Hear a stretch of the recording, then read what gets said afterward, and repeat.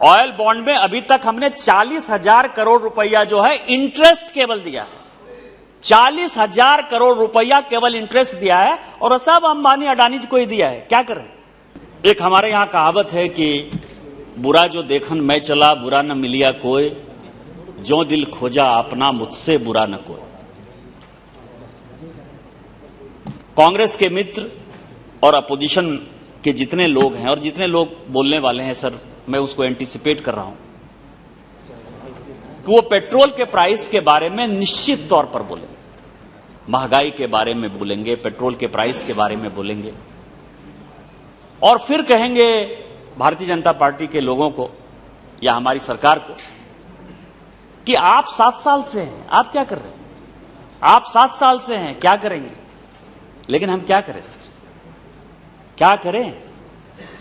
आपने जो चीज छोड़ा है उसके बारे में हमको तो बोलना ही पड़ेगा ना। आप कर्जा छोड़कर गए हो, कर्जा बढ़ा के यदि दर्जा बढ़ाते हो तो हम क्या करें? हम पेपर लेकर आए सर। आज ये पेपर है सर जो उत्तर सभा पटल पर माननीय पेट्रोलियम मंत्री ने रखा था। 2004 में अटल जी की सरकार गई। 2004 से इन लोगों ने 2004 से लेकर 2014 तक एक बड़ी अच्छी सरकार चलाई सर, और केवल इकोनॉमिस्ट थे उसमें सर। लोग कहते हैं ना कि पढ़े लिखे सरकार चलाते हैं, इकोनॉमिस्ट सरकार चलाते हैं। हमारे तरफ होता है कि हमारे यहां टैलेंट पूल कम है, टैलेंट क्रंच है। सारे टैलेंटेड लोग यूपीए में ही थे सर, और हम उनका बहुत सम्मान करते हैं। आदरणीय मनमोहन सिंह जी बड़े इकोनॉमिस्ट, रंगराजन साहब थे सर, कौशिक साहब थे, मोन्टेक सिंह अहलूवालिया साहब थे, रघुराम राजन साहब थे। आप दुनिया के सारे इकोनॉमिस्ट का नाम लीजिए, क्लिंटन के गुरु, ट्रंप के गुरु, सभी गुरु जो है भारत में ही थे सर। और उन्होंने जब ये पेट्रोलियम का प्राइस बढ़ना स्टार्ट हुआ सर, तो उन्होंने एक बड़ा अच्छा तरीका निकाला कि अभी इसको टालो, अभी इसको टालो, अभी इसको टालो, क्योंकि उनको पता था कि एक दिन कांग्रेस समाप्त हो जाएगी, फिर हमको आना नहीं है। तो जो आने वाले लोग हैं उनको हम ऐसी परिस्थिति में धकेल कर जाएं जहां से कि उनकी वापसी का कोई रास्ता जो है नहीं दिखाई दे, क्योंकि वो अनपॉपुलर हो जाएंगे। उनको क्या पता था कि एक ऐसा मजबूत प्रधानमंत्री हो जाएगा जिसके ऊपर की पूरी देश की जनता को, 130 करोड़ जनता को विश्वास है, जिसकी बात पर विश्वास करके भारतीय जनता पार्टी फिर से चुनाव जीती। और उन्होंने सर लगभग 1,44,000 करोड़ का 1,44,000 करोड़ का ऑयल बॉन्ड जारी किया सर, और जिसका इंटरेस्ट रेट था 6.35 से लेके 8.4% तक सर। आज यदि गरीब लोग बैंक में पैसा जमा करने जाएं तो उनको 4%, 5% से ज्यादा इंटरेस्ट नहीं मिलता है। जो एम्प्लॉई हैं ईएफओ के, जो कि आप खुद ही मजदूर के नेता हैं सर, यदि आप देखेंगे तो सरकार को 8.5% से उसको डाउन करने की आवश्यकता पड़ रही है, क्योंकि वर्ल्ड मार्केट में जो है हमारा बैंकिंग सिस्टम सस्टेन नहीं कर पा रहा है। आपने बिना किसी सोच के, सारे इकोनॉमिस्ट ने, सारे यूपीए के लोगों ने ये 1,44,000 करोड़ का ऑयल बॉन्ड जारी कर दिया सर। और आप समझें कि इस परिस्थिति में जब यह लौटाने की बात है, जब 2014 से है, क्योंकि कमिटमेंट है सर, भारत सरकार का कमिटमेंट है, देना है, 3 सॉवरेन गारंटी है, 3,22,000 करोड़, 1,44,000 करोड़ रुपया हमने लिया और 3,22,000 करोड़ रुपया हमको लौटाना है सर। लगातार चर्चा होगी, अडानी की सरकार है, अंबानी की सरकार है, होते रहता है सर। जब कांग्रेस की सरकार थी तो हम लोग भी इधर से चिल्लाते थे कि टाटा की सरकार है, बिरला की सरकार है। जो बिजनेसमैन उस समय आगे बढ़ते हैं, निश्चित तौर पर मैंने सारे डिबेट डिस्कशन 1952 से सुने हैं सर, हमको कोई परेशानी नहीं है। लेकिन ये जो ऑयल बॉन्ड है सर, ये ऑयल बॉन्ड जो आप 1,44,000 करोड़ का 3,22,000 करोड़ रुपया दीजिएगा, ये किसको दीजिएगा? कभी आपने देखा है? सारे बड़े बिजनेसमैन जो हैं, जिनकी भी नेटवर्थ 5,000 करोड़ से ज्यादा है सर, उन सबों ने इसमें ऑयल बॉन्ड में इन्वेस्ट कर रखा है। अडानी और अंबानी की सरकार कांग्रेस है सर कि भारतीय जनता पार्टी? मेरा एक सीधा सीधा सवाल है सर।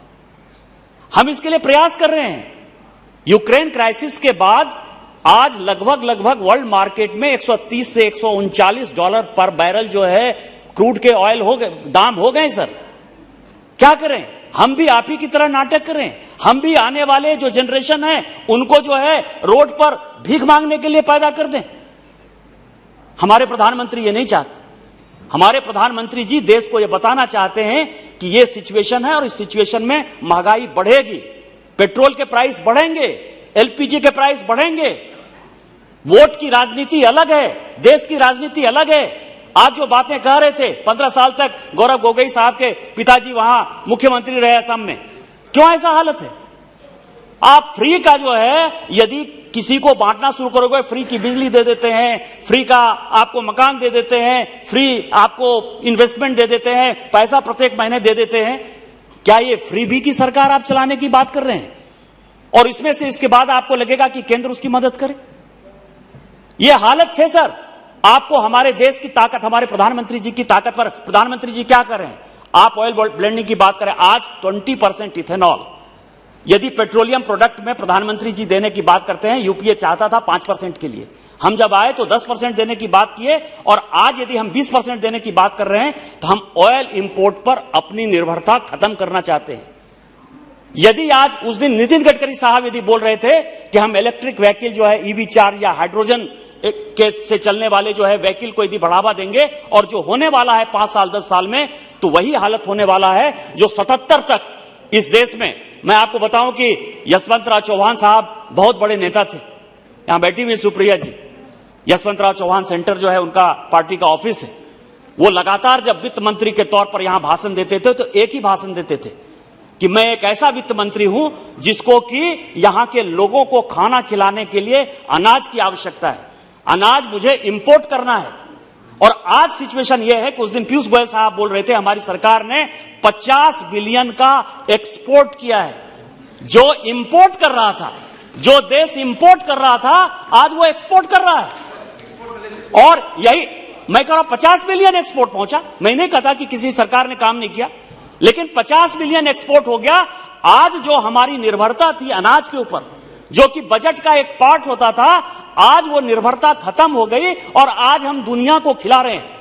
उसी तरह से यदि हम पेट्रोल और डीजल पर अपनी निर्भरता खत्म कर लेंगे, हाइड्रोजन आ जाएगा, इलेक्ट्रिक आ जाएगा, क्योंकि पूरी की पूरी रेल जो है वो सारी इलेक्ट्रिफिकेशन पर जा रही है, सारी इलेक्ट्रिक पर चलेगी सर।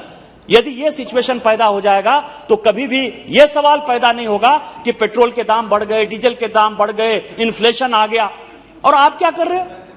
आप क्या कर रहे हो गौरव जी? आपकी सरकार में पूरा रिपोर्ट लेके आया हूं कि जो अपोजिशन की सरकार है, वैट और एक्साइज की आप बहुत बात करते हो, जनता की बात करते हो, जीएसटी में क्यों नहीं पेट्रोलियम प्रोडक्ट को ले आते हो? हम तो कहते हैं, भारत सरकार तो लगातार कह रही है कि आप ले आओ जिससे कि पैरिटी हो। गरीबों को जो है आपकी सरकार भी फायदा पहुंचाना चाहती है, हमारी सरकार भी फायदा पहुंचाना चाहती है, लेकिन आप गरीबों के लिए चिंतित नहीं हो, किसानों के लिए चिंतित नहीं हो, आप राजनीति करना चाहते हो। मैं केरल में वैट 30% है, आपके राज्य में सभापति महोदय।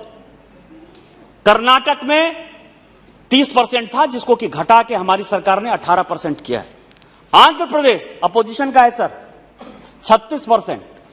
महाराष्ट्र जहां पैदा होता है सर, तेल पैदा होता है, बड़ा अच्छा फंक्शन करती है हमेशा, 40%, 39.12%, 40%। सबसे ज्यादा यदि पेट्रोल और डीजल का कहीं दाम है तो महाराष्ट्र में है। राजस्थान आपकी सरकार है 31%, और दिल्ली जहां हम हैं 27%। और फिर आप कहोगे कि इन्फ्लेशन बढ़ रहा है।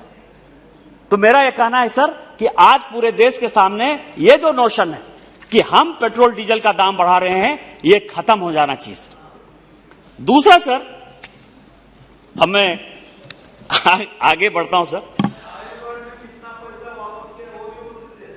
ऑयल बॉन्ड में अभी तक हमने 40,000 करोड़ रुपया जो है इंटरेस्ट केवल दिया है।